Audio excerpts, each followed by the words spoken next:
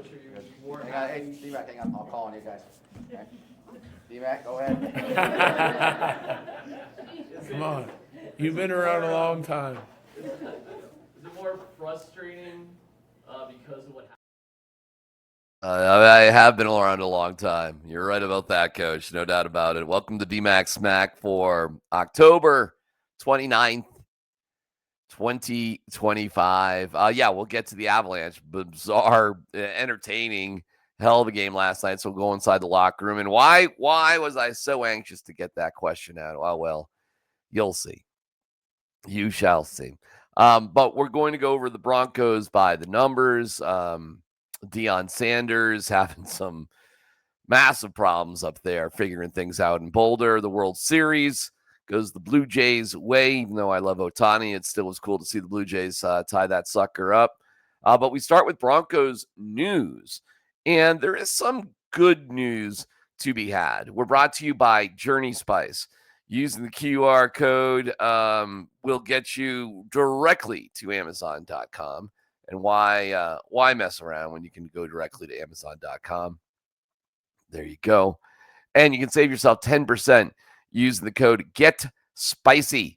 Get spicy, and no matter what you put Journey Spice on, it's good to go. And they're working hard with all their new machineries to package things better, get things to you quicker. They are the absolute best. They are Journey Spice. Anna and Rosa, what a company. It's delicious. It's good for you. It's good for the environment. Go to Amazon.com. Perfect gift for the holidays in singles, 2-packs, and 4-packs. Yeah, the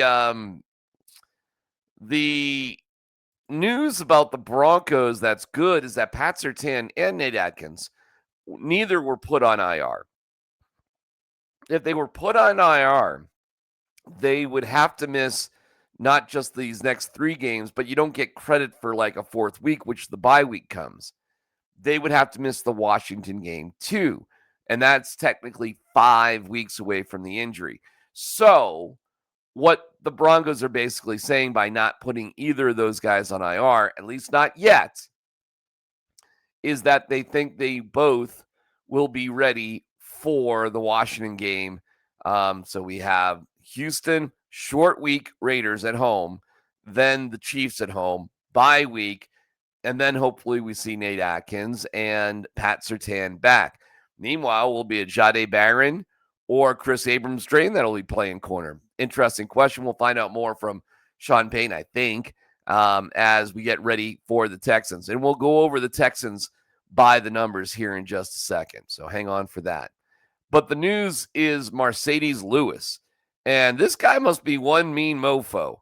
First of all, everything we've heard is that Marcedes Lewis, who's only played for 4 teams ever in a 20-year career, is in incredible shape. He is 41 years old. Specifically, he's let's see, I have the exact dates. He would be the oldest Bronco of all time if he comes to the Broncos, which would be amazing.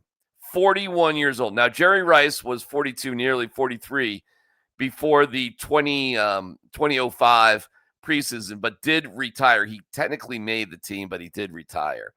So we're 41 years, 167 days on Marcedes Lewis. Craig Morton in 1982 was 39, 289. Peyton Manning in 2015 was 285 days. Now, of course, he was the oldest player counting postseason at 39 and 320 days. But by a nice little stretch at 41 years and 167 days, Marcedes Lewis, if he gets signed, would be the oldest Bronco. He's a blocking tight end, obviously. You know, he's 41. And in life, 41's not that old. He's kept himself, obviously, in great shape, and he still has a desire to do it. Most likely, he would take a practice squad spot, which is hysterical to think a guy in his 40s, 20 years in the NFL, would be on the practice squad. But that would be the first jump to elevate him to the active roster. So we'll see if that happens later today for this truck of a man who looks like he's going to kick your ass. So I'm sure he could. So there's Marcedes Lewis. All right. that's the kind of good news for the Broncos. The interesting news, they did actually put a waiver claim in on 2 tight ends, and they were not able to lock them down because they're on the waivers, and they just got claimed by other teams. So that's the way that goes. Green Bay's Ben Sims and Houston's Brendan Bates. But Minnesota and Cleveland had higher waiver priorities and claimed those guys. That's the way it goes. So again, reasons why we may see Marcedes Lewis kicking ass in a town near you. Broncos by the numbers. All right, let's get to it. And when we look at the offense of the Texans on the right, Broncos on the left, offense is pretty pedestrian for the Texans. Now, they have played well of late, but it's not like they've, destroyed everybody. They have done okay, like I said, lately, which is fine. And I'll go through their record real quick. They lost their first 3 games in a row, 14-9 to the Rams, 20-19 to the Bucks, 17-10 to the Jaguars. So they're just not scoring very much. Now, they're not allowing many scores, and we'll get to the defense in a second. But they have won 3 out of their 4 last games. But again, let's just keep, in perspective who they're beating.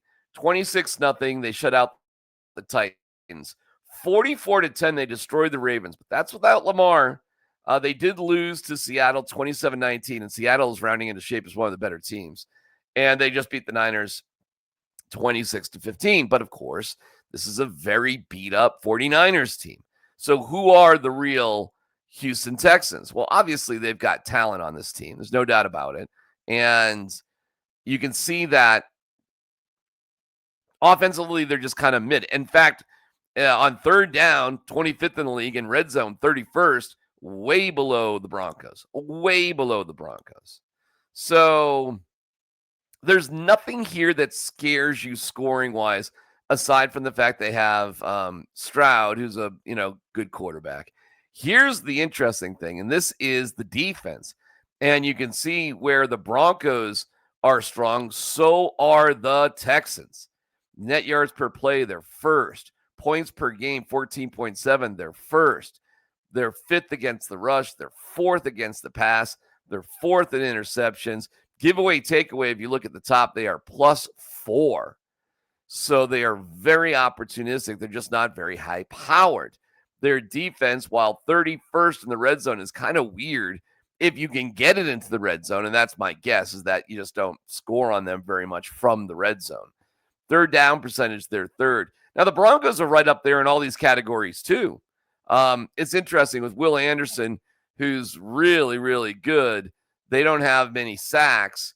As you can see here, Anderson with 5 sacks, and then kind of goes from there. So they don't have the gaudy sack numbers. But that doesn't matter. They're number 1 in scoring defense. Woo! And then we move on to special teams and, a bunch of mid numbers here. Nothing all that special in special teams. Yeah, I don't know. Just nothing that great. Doesn't really matter.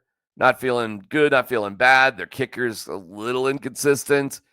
So maybe that gives you a little wiggle room. Who knows? But really, it's about their defense. Same as the Broncos, frankly. Although you can see that the Broncos offense, 3rd in rushing, 10th in points per game. They're really piling up the points. They've scored 77 points in their last 2 games. So the red zone percentage, 6 for the Broncos. 1st in sacks allowed. The Broncos offensive line is just totally balling out. The Broncos are a better team. That giveaway takeaway margin is really interesting. 7th in the league. That's pretty good. Pretty good. They don't give the ball away, and they take it away at a kind of a nice reception. They have 11 takeaways compared to 7 for the Broncos. Just 16 sacks compared to 36 to the Broncos. All right, so by the numbers, and here's who's Chubb's their leading rusher, but pales in comparison to Dobbins. Stroud with 1,600 yards. That's underneath Bo Nix. Receiving yards, the Broncos are superior in that category. The Broncos offense is just much better than the Texans offense these days. So there's nothing that really freaks you out here. I think for this profiles to be a relatively low-scoring game. If the Broncos can keep it together, and this is not going to be easy whatsoever, so I don't think this is going to be some kind of, walk in the park.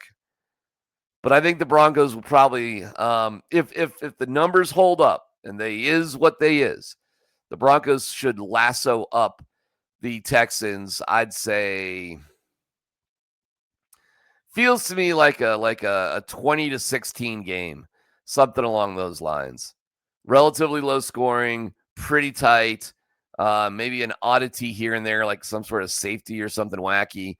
So I'll take the Broncos to take their 5-game winning streak to 6. And if they can beat the Texans, 6 will definitely turn into 7 against the Raiders. And then with the 7-game win streak and a little extra rest, you get to host the Kansas City Chiefs before your bye week. So sets up really nicely if they can get this done. I don't mean to look past the Raiders on a short week, but they suck.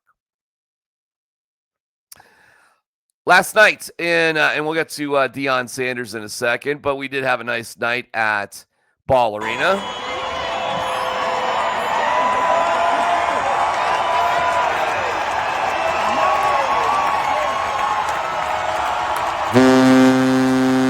There's the horn, and Olofsson had a hat trick. We'll get to him in a second, and we're all pumped up.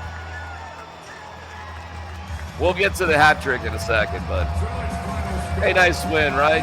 Well, there goes Bernie, and he was dressed up for Halloween.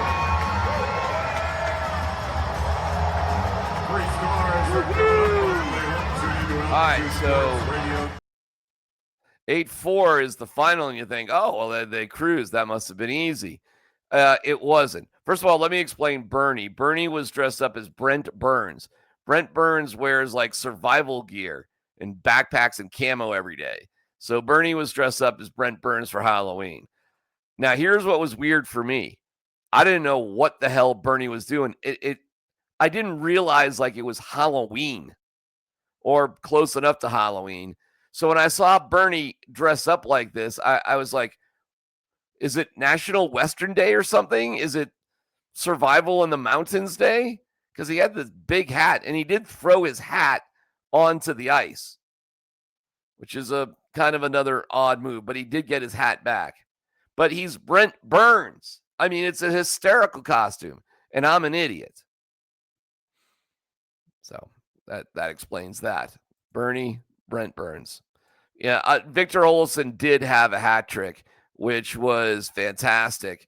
And we'll get to Bednar giving me a hard time. But let me just show you, let me start at the end there with the hats coming on the ice for Olofsson's first NHL hat trick.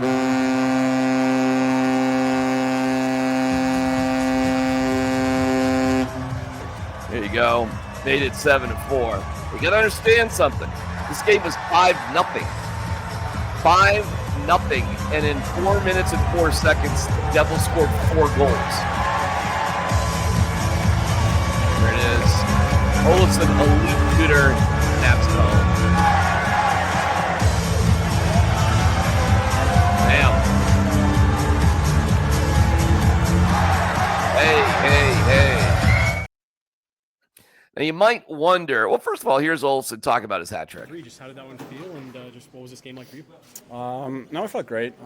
Like I said, I've been putting a lot of pucks on the net, and unfortunately not a lot in the net, but usually it does come when you keep shooting, and came in balanced tonight, so it was nice, yeah. The second period obviously gets away from you guys a little bit. What's kind of said there on the bench or in this room to get you guys settled back down and get you back in the driver's seat?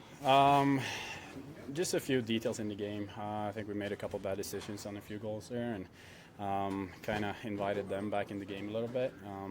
But also not sit back at all, just kind of go out there and play our game. And I think we did that in the third and came out with a big win for us. Seems like Olofsson is an elite shooter, and that's why he's on the team. And we'll get to all of that here in a second. So congratulations to him. We'll hear more from Olofsson, and we'll hear from Cale Makar and Scott Wedgwood in just a second. And Bednar gives me a hard time. But you may wonder what happens to all the hats. So they collect them, and there's Ernie's big hat. Put him in this, rolling bucket. Hey. It takes a second just to get the hats off the guys. They drop them all off for Olafson's locker, and well, the answer is not that. Bernie's hat does look pretty funny there, doesn't it? Come on, baby. Let's go. There's Bernie. High five. High five, Bernie. So let's get Bernie's hat.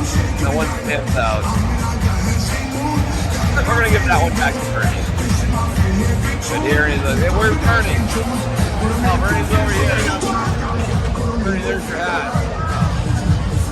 Thanks. Hey, that hat for Ryan. The rest of the hat, I'll get to that part. And then eventually they go to charities. AFC charities, and there's the bag we're going to put in charities. There's nice hats in there. There you go. You get the behind-the-scenes view of the hats. They get put in bags, and they're donated to charity, and that's the way that works. So there you go. So, again, with this game, it's 5-0, and you're cruising, and you're like, oh, okay, this is easy. And then, oh, there's 1 goal, there's 2 goals. And then it was a nightmare. Like I said, for 4 minutes and 4 seconds, the Devils were doing nothing but scoring goals. Connor McGahey told me after the game, never in NHL history has a team lost a 5-0 lead. So my question to Bedsy, and usually in these press conferences, listen, man, I let the hockey muggles ask the first question. I usually don't even have a question. But if I do have a question and I want it phrased the way I want it phrased, and I don't want somebody else to sort of step on it, I'll blurt it out. And it's all about timing, about like when you're settled down and when you think it's okay to ask. Now, here's what I didn't know. I didn't know, and I was told this later, that after the morning skate, the great Brendan McNicholas, who's terrific, and you'll hear him scolding me in a second, he told all the reporters, all the muggles, listen, I'm going to call on you, so just raise your hand, and we'll do this whole, like, I'll call on you thing. And I'm not a big fan on the call on you thing, but it's their rules, it's their house, whatever they want to do. But I wasn't there. I wasn't aware that he was going to do the call on you thing. And usually during the regular season, it's pretty casual. It's the same 8 or 9 people there, but we got the call on you thing. Okay. All right, I guess. And, but I didn't know that. So I wasn't trying to do something that I wasn't supposed to do. I just didn't have all the information. And I was told that later. So that explains this interaction right here. Coach, are you more Hang on, hey, DMac, hang on. I'll call on you guys. Okay. DMac, go ahead. Come on. You've been around a long time. Is it more frustrating because of what happened? Funny. I have been around a long time. You're right about that, Bedsy. My question was, is it more frustrating that 4 minutes and 4 seconds or rewarding because the Avs were 4 for 6 on the power play? They only had 4 power play goals the entire year, and last night they had 4 power play goals. So that was the nature of my question. And yes, I have been around for a long time. Bedsy gave a great answer. It's definitely not frustrating. I think you got to celebrate the wins. They're hard to get in this league. And, we did a lot of really good things tonight. A lot of really good things. It looked to me like we were standing around a little bit in the first period on our half of the rink. Like our forecheck was up and running, and looked like we had a good shot mentality and seeing some things offensively. Learned a little bit from our first game against them. At the same time, then the second period, I thought we really got skating and started to play some hockey, but some of our decision making, like without the puck, was just not good. So to me, I don't know if that can be fatigue. guys are ready to work and everything, but their brains just weren't turned on. And we were coming off the back-to-back. Yesterday's day off seemed like it flew right by. We were back here again today. It's a tough game against a really good team that's playing well. We just adjusted our plan for the next couple days. I think tomorrow we'll take a good day off at home and get some good quality video review in and talk about our first segment, what we've been doing well and what we need to improve on, and kind of go into this back-to-back this weekend a little bit more rested. Jesse, then Bailey. Okay, well, there you go. Jesse, then Bailey. 6-1-4 on the season. And, yeah, it was a little panic mode when you're 5-0, and then it's 5-4. But Olsen, who had his first NHL hat trick, and Cale Makar, they talk about just, you just got to sort of chill out and not be bothered by it. 60-minute effort from this room. Besides, that 4-goal situation, how do you feel like that went for you guys tonight? Pretty good overall. I feel like a couple of their goals is also unlucky bounces on our part, and just got to stay with it. And you're never gonna have 60 perfect minutes.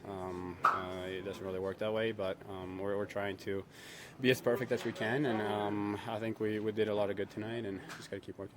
4 power play goals.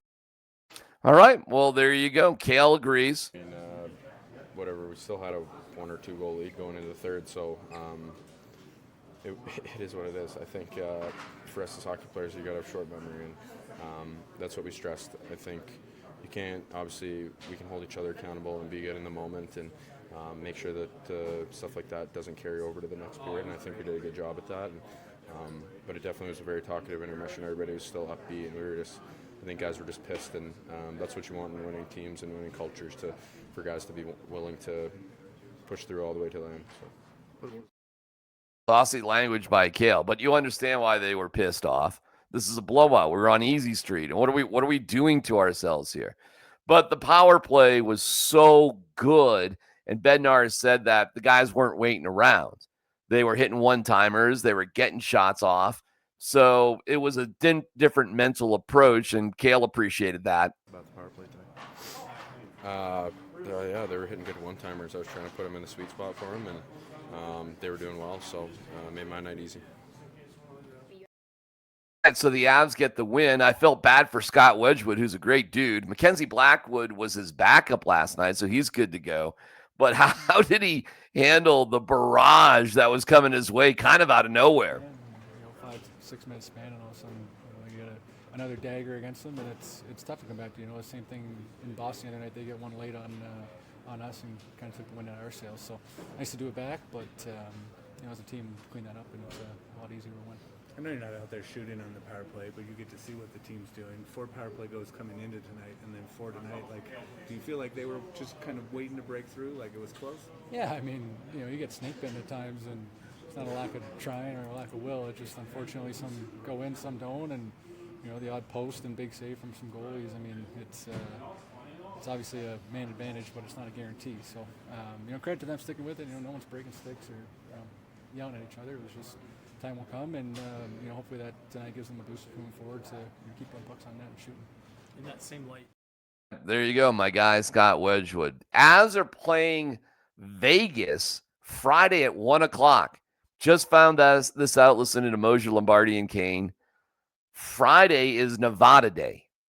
It is a state holiday. They take it off. It's the last Friday in October. Just happens to fall on Halloween this year.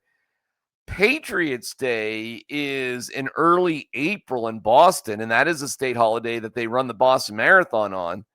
And the Red Sox start at 11 a.m. And the reason is Fenway Park is very close to Boylston Street, where the finishing of the Boston Marathon. And yes, right there. And that's me and Adam Schefter. Run the Boston Marathon 4 times. Humble brag. So it times out theoretically that the Red Sox game gets over around 2:00. The Boston Marathon starts at noon. So theoretically, you could get out of the Red Sox game and possibly see the men's and women's winners coming down the street. You'd have to wait a little bit longer to see me come across the finish line. you just got nothing else to do with your day. But so that's Nevada Day. Who knew that Nevada deserved its own day? But that's why they're playing at 1 o'clock, because it's a day off in Nevada. And we'll see hockey at 1 o'clock in the afternoon. And then the Avs go to play San Jose the day after. So another back to back for them. We'll get to our moment of zen with Russell Wilson in a second as he's dancing with Sierra. We'll also get into Prime, and he's got problems, and hear from David Adelman. Come on, man. We got a great show for you today. There's a world of flavor out there, and to find it, you have to take the journey. Journey Spice Company handcrafts the most premium spice and seasoning blends that have no sugar, no salt, are certified USDA organic, non-GMO, vegan-friendly, and always planet-friendly. You are going to love serving amazingly delicious creations while knowing you helped reduce single-use plastics. Make sure to search for Journey Spice Company on Amazon today. Thank you to Journey Spice. You're the best. Anna and Rose, I love you guys so much. Use the code GETSPICY and save yourself 10% at Amazon.com. For the first time in the Prime era, in terms of me personally, I'm going to go cover a CU game. My wife and her sister are taking a little staycation and taking a weekend away from the stinky boys that they're associated with and having some good old sister time. Meanwhile, I'll be at the Rally House doing a CU Buffs preview of the Arizona game from Rally House on Pearl Street from 2 to 4 p.m. So I'd love to see you out there. And I'm like, well, as long as I'm here and I'm visiting the kid and I'm working at Pearl Street at Rally House, might as well go to the game. They were very kind, even though I'm not a regular press muggle there.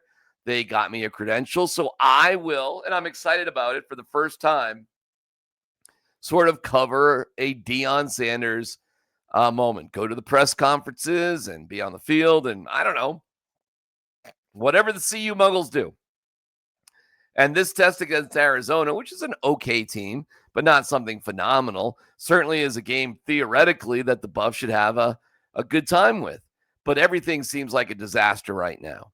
So here is Prime when he was asked, because they were so disorganized and so chaotic against Utah. He was asked about consideration to making some changes, and he rolled this out. And preparation starts with you guys and the coaching staff. After a loss like that, have you given any thought to changing responsibilities to better suit the team at this point? Well, you always do that. We do that from game to game anyway. It's not something that we don't do. We just don't tell you all the time that we do it. We do that anyway.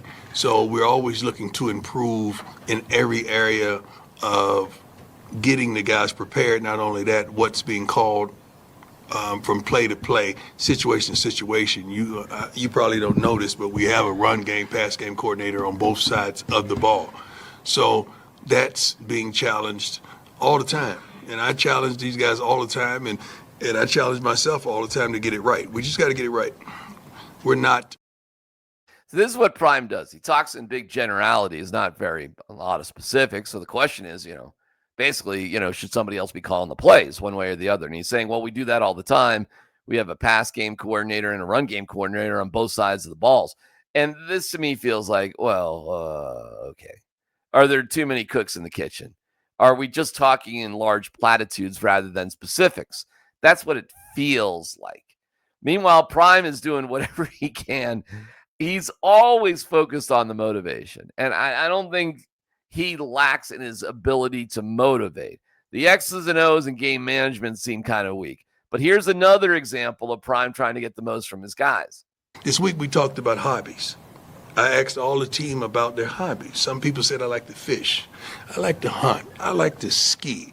I like to cook. I said, is anybody compensating you for that? They said, no, I just like to do it. I said, we didn't even tell you to do it, but you like to do it, right? They said, yeah. I said, when you do that, do you give it your all? They said, yeah. I said, well, won't we do the same thing with this game? Because last time I checked, we getting a check to do this. So let's give it your absolute all. Make it your hobby. Make it personal. Make it it has some feeling into it that you want to be successful. I've never done nothing in my life where I wanted to just compete. I've always wanted to win, and I'm trying to get that across. Like, everything you do in life, you gotta want to win, man. I don't care if we walk into the cafeteria and I'm gonna be one step quicker. I gotta get there faster. Like, I want to win, and I want to embody that every darn day, and I want that to bleed off into these young men. And a plethora of them, it's happening, and I like it, but it's not happening as expeditiously as I would want. So you talked about. I'm a little bit lost in that analogy, frankly. Do you mean you want to treat something you get paid for like it's a hobby? I mean, theoretically, you treat something you get paid for more seriously than a hobby. You treat it like a job. So I'm confused there what he's trying to say. Should you treat your job more like a job, or should you treat it like a hobby? Yeah, I really, if I'm a 19, 20-year-old kid and he's rolling that analogy, I'm totally freaking confused.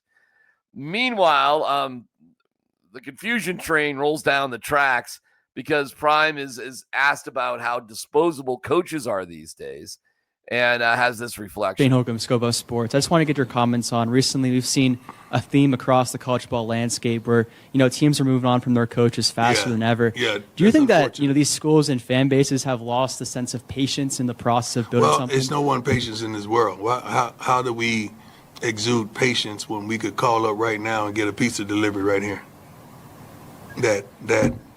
That you could call and get a ride waiting outside for you. Everything is expeditious in this country. Everyone wants the quick fix, the quick things. You got mail order brides too, right? You get married, right away. You could get a BBL. You could come in here flat as I don't know what, and leave thick as a Snicker. So this is a different country that we live in, man. Ain't nobody got no patience no more. I understand that, and I don't either. I don't have patience as well. I want things done right now because I'm used to getting up there working, putting in the work, and you want the results from the work you put in. It don't oftentimes work like that. That's a great question. I appreciate that. What? I'm sorry, what? We're talking about mail order brides? What? Huh? BBL, help me. I don't know. I'm lost. I know I'm not a cool guy, but what? And so the world has no patience, and neither do I. But, we want pizzas and mail order brides. What? Prime. And finally, Prime is, he's not going to settle for what's happening. Okay. It's not only the young men, the coaches. See, you guys think you're only coaching young men. You're coaching coaches as well, and you got to get them on that same frequency as well to want it all, and don't settle. I'm not a settler, man. I don't settle. Like, when I went for contracts when I played, I wanted what I wanted. I'm not coming back down to settle in the middle. No, if I ask you for that, that's what I want. So, because I'm going to work my butt off and prove that I'm capable and I'm worth that. So we want that same mentality in that locker room. Do we have everyone in there on that page? No, I don't think anyone does. But we're working towards that. That was a tremendous bump in the road, and we and it's a lot of times it just comes back to Prime, whatever he's going, it just comes back to his own example. You want to talk about a settler? Let's look at Bernie in this outfit. That looks like a settler. Looks like he's about to settle the West. So I get it. Prime, you're not a settler, and you got to coach the coaches, and it's a shame that there's not more patience in this world, but, I want a pizza and maybe a mail order bride, and I'm lost. We do have different people calling plays. Huh? What? This is why it's chaotic, because I think it's hard to follow Prime with what he's saying a lot of times. And if it's hard for us to follow him, and theoretically we're asking questions and holding him accountable, what's it like for his players? I love Prime, and I don't want to see him fired. Nothing like that. I'm not calling for that.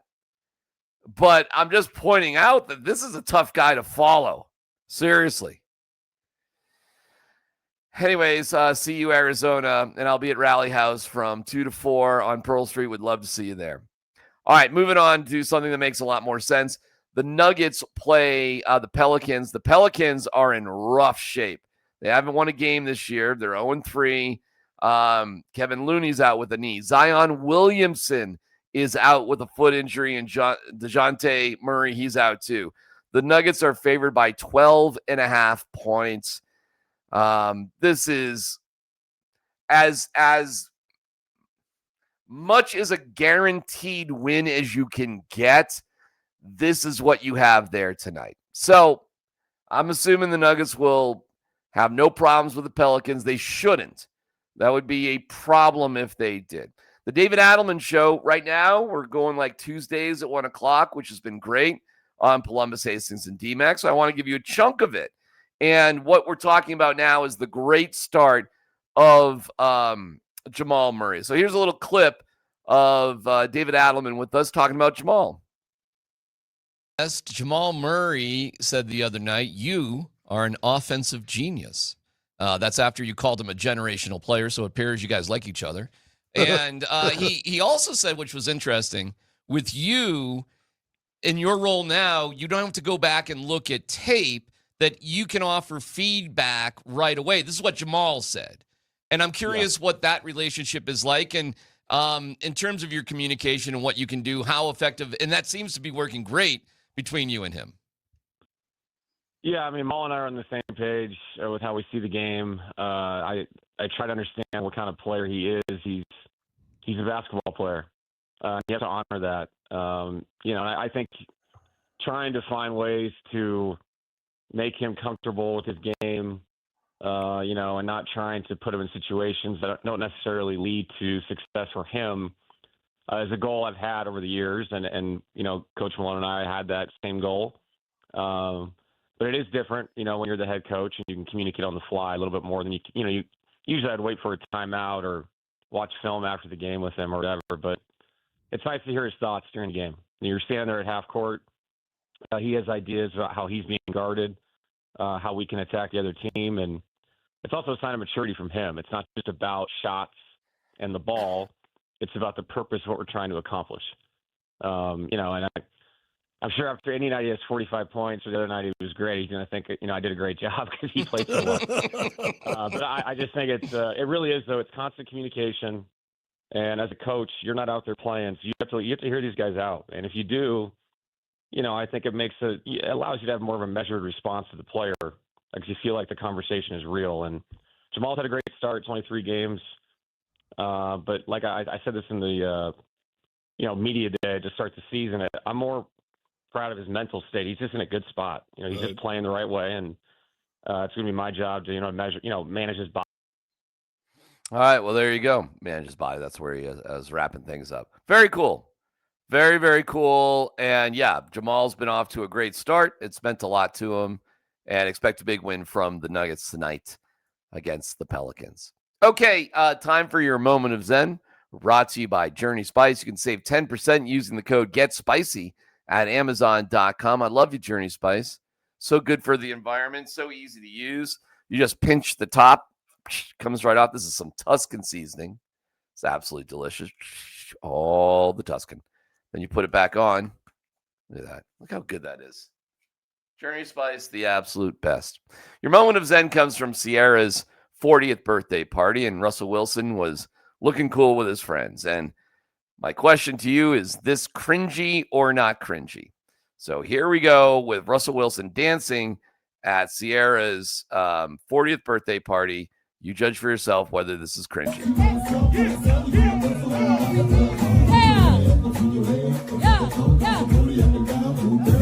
By the way, that is Davis Winston. Winston there. Just, a couple of buddies dancing to my wife's music. I assume that's my wife's music. Maybe it's not. I don't know. Just having a good time.